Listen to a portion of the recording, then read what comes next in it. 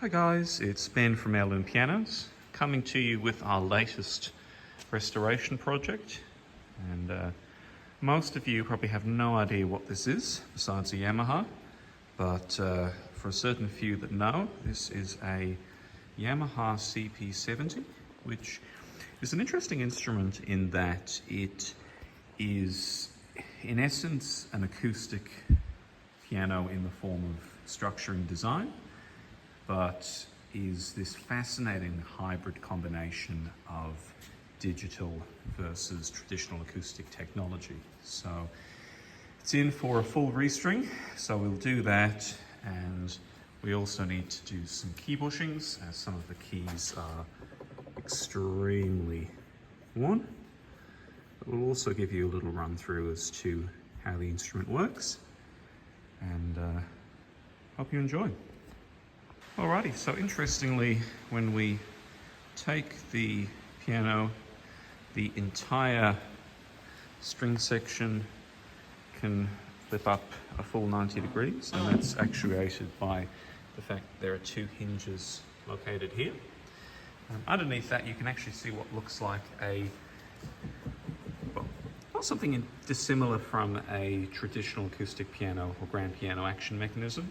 So you'll see we have a full keyboard here. We also have whip-ins. We also have hammer assemblies, shanks, flanges, and hammer heads. These, however, have leather as opposed to your traditional felts, which is quite unusual. And you can see part of the damper assembly is located under here, and then part of it is located here. Obviously these just lift up once they're actuated by the strings themselves, or hammers themselves. Here's the pin block, and obviously there's the associated electronics of the instrument.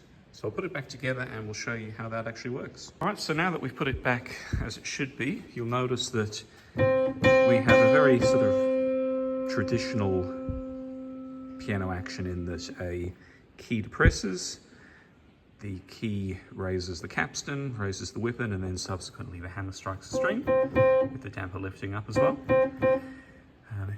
But instead of having a soundboard that resonates the vibrations of the strings, you'll see each one of these notes has a little pickup, like a guitar, and the vibration is amplified or sent directly through here, and then you use a third-party amplifier to boost that sound.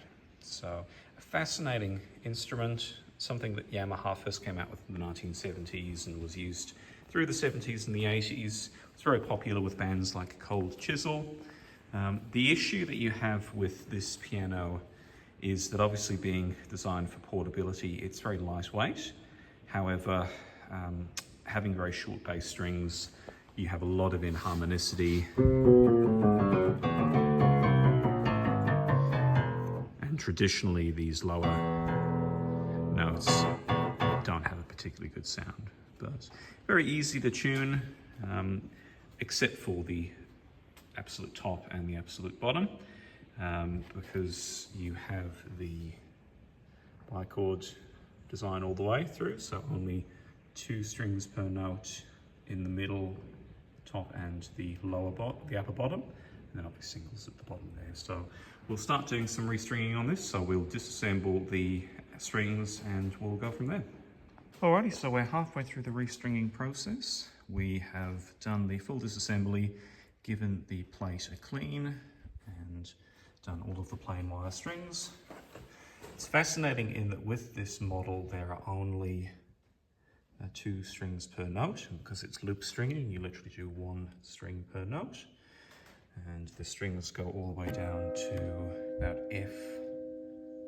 F4 here, and then from there we have wound strings which we're about to install. Notice there's a separate bridge for the wound strings here, and then obviously transitioning to the quote-unquote bass bridge here. It's all a bit confusing because they are technically just kind of pickups without any kind of timbre, and the soundboard in these doesn't really resonate at all, if you can call it a soundboard. So we'll keep stringing and we'll let you know what it looks like once we're all done. Alrighty, so we're mostly done with the restringing. And before we'll put it back together and have a play, I thought I would give you an in-depth tour of what the actual CP70 entails. So it is a 73 note instrument as opposed to the traditional 88 notes you find on an acoustic grand piano. You will see that the keyboard is essentially a conventional keyboard. However, looking underneath, you do have these little sensors, and if I remove a key, we will see that there is a little adjuster screw underneath, and that basically actuates what I suspect is one of the sensors for recording MIDI. You'll see here that we have a little spoon attached to the back of the key, and that lifts up the damper mechanism, which is half attached to the keyframe, and then half of the mechanism is actually on the damper, or on the actual harp itself. And there you can see there's the pin block. So I'll bend this back down in a second to show you what it looks like, but obviously quite an unconventional setup like that. All I-chords essentially, and then a few singles at the bottom, so a much quicker restringing job compared to your traditional grand piano. And we'll put it all back together and we'll see what it sounds like now. Alright, and this is the fully restrung instrument. I'll just give you a quick pan of the strings and the coils. All very happy. I'm quite happy with all of this anyway. Looking nice and tidy, fairly consistent. And again, fairly consistent down the bottom here, which is nice. So give it a quick play and see what it sounds like.